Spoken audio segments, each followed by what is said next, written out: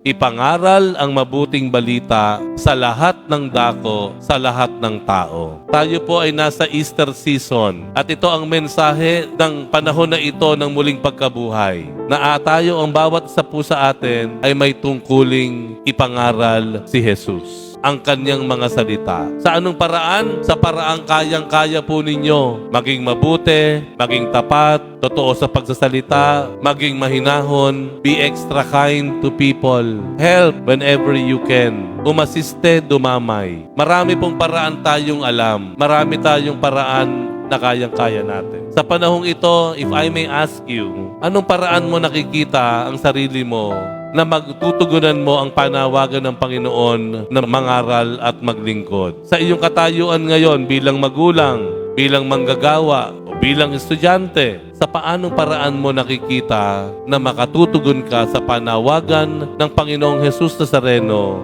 na maglingkod at magmisyon?